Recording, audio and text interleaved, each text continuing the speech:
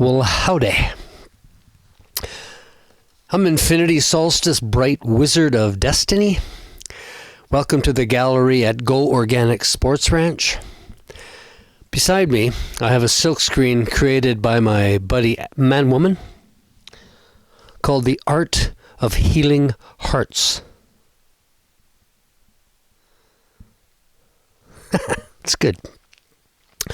So this video blog is called A Tennis Court Start to Finish. The community tennis court, a city block from my family home, was built on a slope.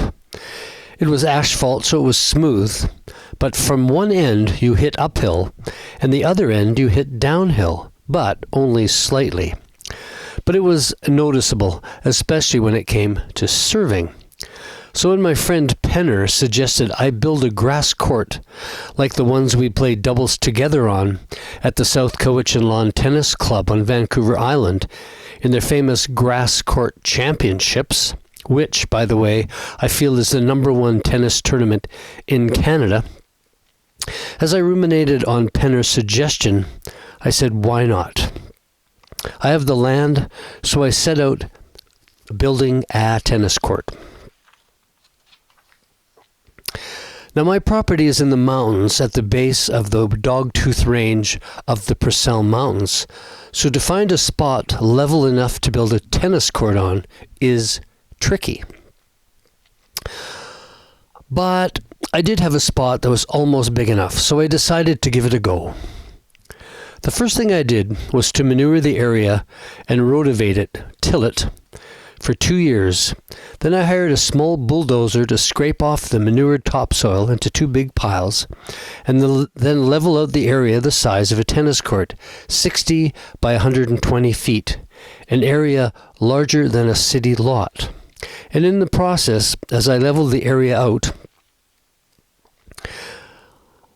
what was exposed was basically pure clay, a light brown colored clay. One could even call it beige. At a certain moment in the construction, a one-eyed tennis player, a friend of mine from Edmonton, dropped by to check out the court. And as he was bouncing a tennis ball on the newly leveled clay, "We play on this kind of surface." And I looked at my big piles of topsoil and said to him, "You may be right. I think clay is the way to go." So I abandoned the idea of a grass court for clay, so it became a natural clay tennis court. But how did you level out the court, you ask? Well, I used 2 poles and a level and a small bulldozer. A friend of mine held one of the poles at ground zero with a ribbon tied on it at eye level, and I had the other pole with a ribbon at the same height. And as the dozer pushed the clay around, mostly to fill in one low corner, I would plant my pole, and placing a carpenter's level on the piece of tape, I would sight along the level, which I kept level, and focused on the tape to my friend's pole, who was standing at level ground zero. And we decided just how much dirt clay had to be excavated or pushed around to make the area roughly level. Have I used the word level enough? Because like I said earlier, this is the mountains, and there ain't no level ground anywhere. The next process was to smooth it out. So I built a float of heavy boards that I pulled around with my tractor and got it starting to look pretty level. Then I used this 14-foot heavy plank with a big spike driven in one end, and I would pound that end with the spike into the clay surface, and using a rope I attached to the other end of the plank, I'd pull that plank around in circles until it smoothed the area out, and with a 3-foot carpenter-long level, I would check to see where the circle I had just worked was high or low, and I would rake the clay around in the circle, cutting out the high spots and filling in the low spots, until when I pulled the big plank around, it was finally totally level. So I did this to the entire court, joining each circle together until I got the whole thing level. I felt like Conan the Barbarian from the movies as I pulled that plank around in all those circles, but I got it done. Now what about the lines?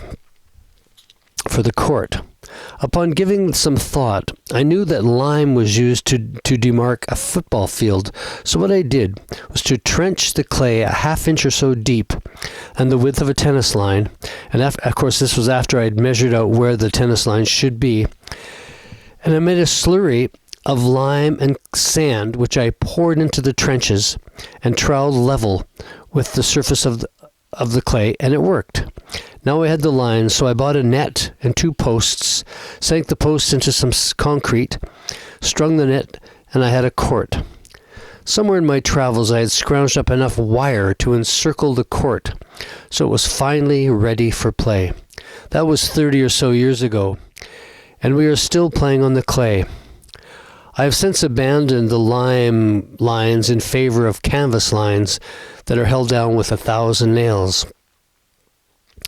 And in the spring, the canvas lines lift when the frost leaves the ground, so I get down on my knees, pull out the grass, roots, and weeds from under the lines. When all the lines are weeded, then I roll the lines with this heavy rolling device made of concrete, and it's heavy. Even the steel handles are heavy. It really compresses the lines back down into the clay. The roller was given to me by my buddy Manwoman. He lived in Cranbrook, way down the Rocky Mountain Trench, getting close to the U.S. border, and he put it on a truck to send it up here to Parson. Well, after a few days, I got a call from this trucking company. We have this heavy roller in the back of our truck going up and down the valley every day for the past week. Where do you live? Well, since then, I've pushed that thing over the court countless times. After I finish rolling the lines in the spring, I have to resurface the rest of the court, because after the winter, the surface is cracked like a mud puddle after it dries. So I throw a thin layer of sand and clay over the entire court, and then proceed to sweep with a push broom the new material into the cracks, and fill in any holes and depressions as well.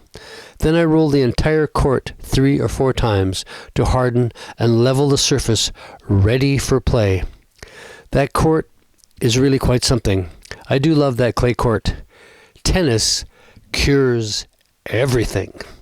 Peace and love, Infinity Solstice, bright wizard of destiny.